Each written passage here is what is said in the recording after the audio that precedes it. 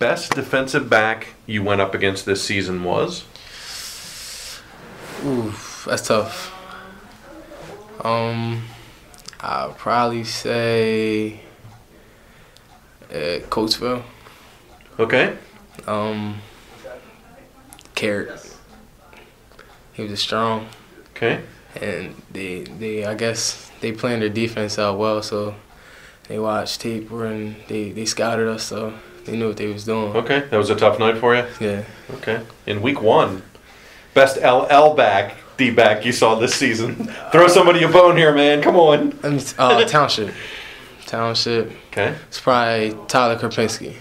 Okay. He did a good job on you? Yeah, he did it well. Okay. It's pretty quick. Okay. So it was kinda hard Were you to getting do. jammed or were you getting space? What were you seeing as the season went on? Both? I really didn't get jammed till week 10. Really? They didn't play press. Nobody played press until Ephrata.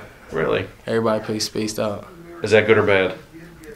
Depends. Okay. Trying to run deep, then playing back that's hard. But playing press, that'd be easy. Okay.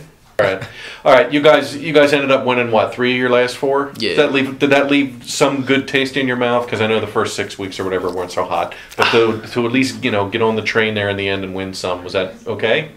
It was good, but I was real disappointed. I ain't think that should have happened at all. I expected at least 7-3 again. Okay. Or 8-2. Well, you guys had the bar set. Yeah. And you had the 7 was there in districts. Mhm. What happened early on? Was it the schedule you played? Was it injuries? Was it camaraderie, or just nobody's on the same page? I think what was going on? It was all of that. Coatesville, losing to Coatesville, they had the hype. They had D1 players. Mm-hmm. Losing to them, we had young players, so it got them down. Okay. Chemistry wasn't there. People started getting hurt. New players had to come in. Young players had to come in and fill veteran roles. So it was all 3, basically. Okay. And that had to be a bummer, especially coming off such a fun time last year. Yeah. How'd you cope? How'd you push through? Because, I mean, you guys really could have thrown in the flag totally and gone like 1-9. Yeah. But you didn't. I mean, you ended up getting 3 wins late, so how'd you stay on board? 0-3, we didn't think it was over. Going to the LL, we thought we could still battle. Okay. So we just tried to push hard and just work, try and get some wins on the board. And they stick Wilson in front of you in week 1. Thanks. Exactly. And the game and the conditions wasn't too much better. Oh, that was the Mud Bowl game. Exactly. Oh, man. Couldn't do nothing. So it did feel good in the end to win 3 out of 4. Yeah. It kind of proved that, okay, we really can do this and we can play. We can get some wins if we put it all together. Right. So you're encouraged moving forward? I mean, do you feel good about going into the offseason and knowing who's back and what you can do? And Yeah, especially knowing who's back. A lot of people's coming back. I feel good about next season. Okay. Are your football activities done now? Pretty much. I mean, you got hoops starting in 2 weeks. What will you do football-wise from here until 7-on-7s? Anything? I'll probably lifting, and that's it. And the IMG thing down in Florida. Okay. Did you pick a date for that yet? It's going down in April. In April? Mhm. Okay. That's all booked and confirmed? Yeah. How psyched are you for that? That's pretty sweet. Very psyched. Just training with some professionals down in Florida, vacation. Yeah. Could you sense eyeballs on you this year? A little bit? After week 1, Yeah. it started coming to me. I started getting doubled, and people started like boxing in. So I definitely felt eyeballs on me, target on my back. It stinks because you got to go up against it, but is it flattering in a way? You're drawing attention? Like, Kinda, all right, yeah, these guys yeah. want to stop me. Okay. Yeah. You know what I mean? Knowing that, like I heard a couple players, their coach, saying that if they stop me, the game's over or whatever. I didn't think that was true, but I mean, it is flattering at first. But I didn't want it to happen. Probably be doubled next season. Hope not. Hopefully Aaron's back in the mix, so they don't double me as much. Losing him, and I guess knock on wood, it turned out to be not as horrible as it looked that night. But how much did that affect the team to see your bud go down, and he had to lose him for the rest of the season? He was a big part of the offense too, along with a lot of other players. So it basically just put a lot of pressure on other players. For me, Quayshawn, just taking off of Aaron, they just put the pressure on us. So it hurt us bad. Speaking of Mr. Davis, you had like the play of the year.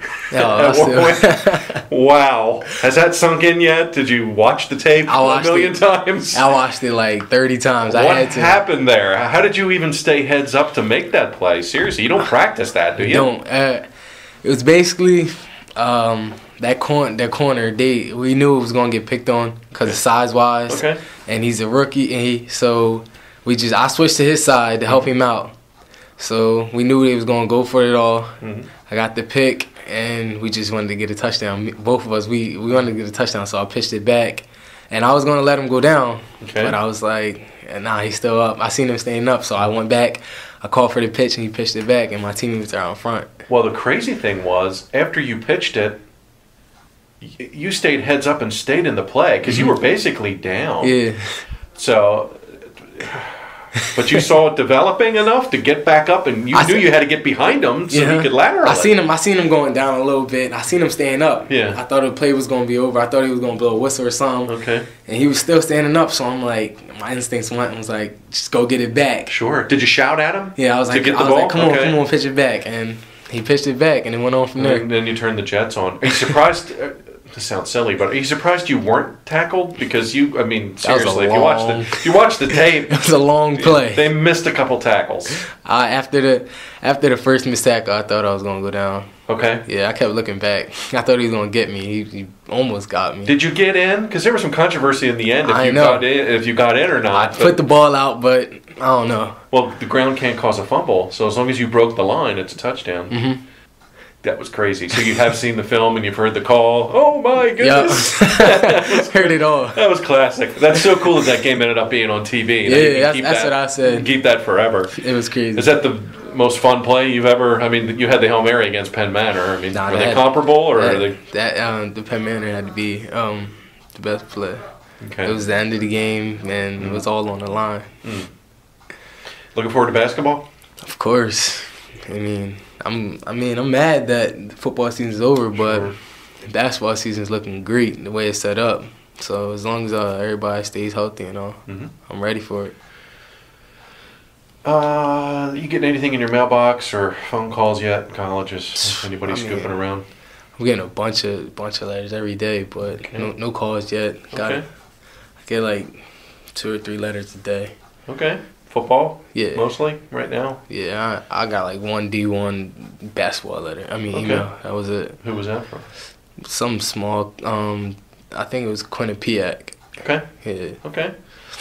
When will you start to formulate in your mind what you think you might want to do or any clue at all? You're only a junior, but do you starting to get a timetable at all? I want to go to college for football, but I don't know where yet. Okay.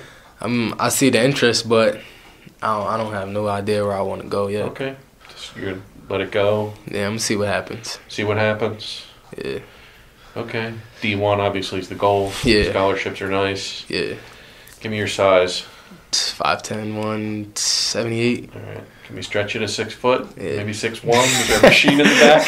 Hopefully we can stretch it to 6'1". Yeah, that would be nice. That would be nice. So senior year, you'll kind of gear yourself towards prepping football and hopefully ending up on that path. Yeah.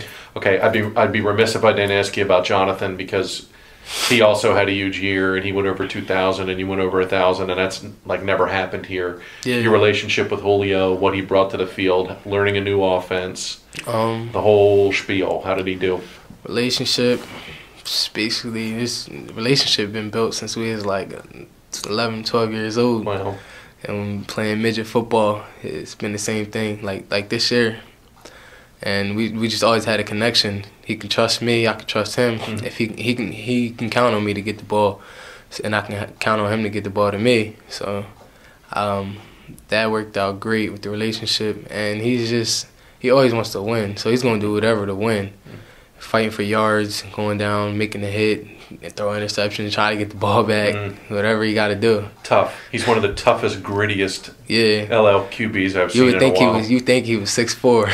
Yeah, he plays quarterback like a fullback. Yeah, exactly. Sort of. He's exactly. He's tough. You're gonna miss him. That sounds silly, but definitely, I'm gonna miss him. Definitely.